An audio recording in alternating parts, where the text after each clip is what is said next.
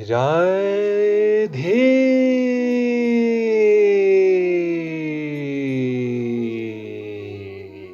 राधे। चलिए, आज के अध्याय में हम आपको बताएंगे जन्म मृत्यु के मार्ग में कौन आता है। मिलकर बोलिए, राधे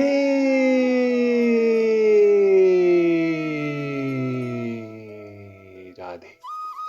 हे परंतप, जो लोग भक्ति में श्रद्धा नहीं रखते वे मुझे प्राप्त नहीं कर पाते, अतः वे इस भौतिक जगत में जन्म मृत्यु के मार्ग पर वापस आते रहते हैं।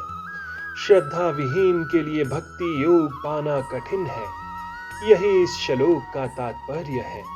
श्रद्धा तो भक्तों की संगति से उत्पन्न की जाती है। महापुरुषों से वैदिक प्रमाणों को सुनकर भी अभागे लोग ईश्वर में श्रद्धा नहीं रखते।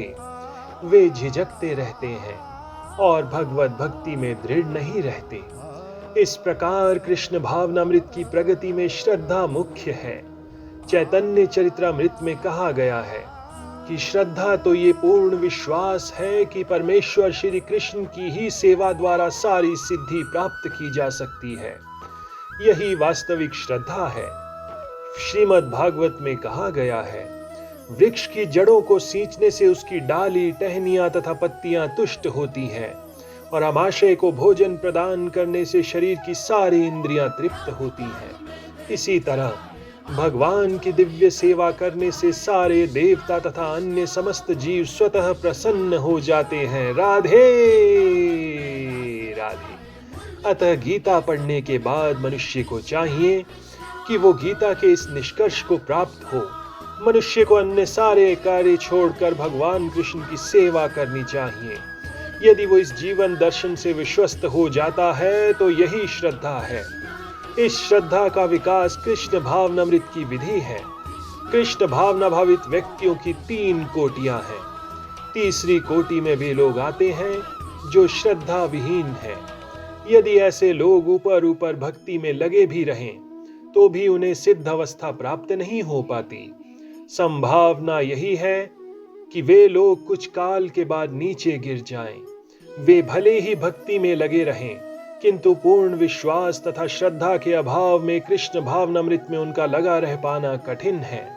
अपने प्रचार कार्यों के दौरान हमें इसका प्रत्यक्ष अनुभव है कि कुछ लोग आते हैं और किन्हीं गुप्त उद्देश्यों से कृष्ण भावनामृत को ग्रहण करते हैं, किंतु जैसे ही उनकी आर्थिक दशा कुछ सुधर जाती है वे इस विधि को त्याग कर पुनः पुराने ढर्रे पर लग जाते हैं। कृष्ण भावनामृत में केवल श्रद्धा के द्वारा ही प्रगति की जा सकती है।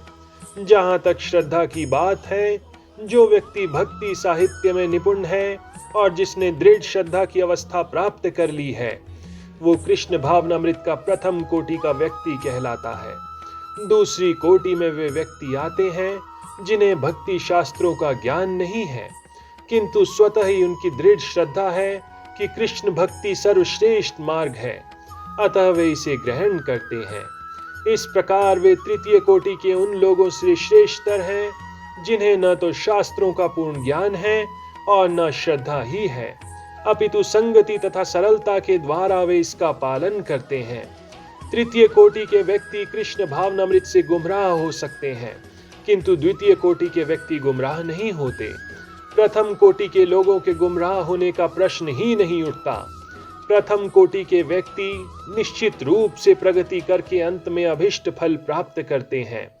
तृतीय कोटि के व्यक्ति को ये श्रद्धा तो रहती है कि कृष्ण की भक्ति उत्तम होती है, किंतु भागवत तथा गीता जैसे शास्त्रों से उसे कृष्ण का पर्याप्त ज्ञान प्राप्त नहीं हो पाता। कभी कभी इस तृतीय कोटि के व्यक्तियों की प्रवृत्ति कर्म योग तथा ज्ञान योग की ओर रहती है और कभी कभी वे विचलित होते रहते हैं, किंतु ज्यों ही उनसे ज्ञान तथा कर्म योग का संदूषण निकल जाता है वे कृष्ण भावनामृत की द्वितीय कोटि या प्रथम कोटि में प्रविष्ट होते हैं। कृष्ण के प्रति श्रद्धा भी 3 अवस्थाओं में विभाजित है और श्रीमद् भागवत में इनका वर्णन है। भागवत के 11वें स्कंद में प्रथम, द्वितीय तथा तृतीय कोटि की आस्तिकता का भी वर्णन हुआ है। जो लोग कृष्ण के विषय में तथा भक्ति की श्रेष्ठता को सुनकर भी श्रद्धा नहीं रखते और ये सोचते हैं कि मात्र प्रशंसा है। उन्हें ये मार्ग अत्यधिक कठिन जान पड़ता है, भले ही वे ऊपर से भक्ति में क्यों रत न हो। उन्हें सिद्धि प्राप्त होने की बहुत कम आशा है। इस प्रकार भक्ति करने के लिए श्रद्धा परम आवश्यक है। मिलकर बोलिए राधे।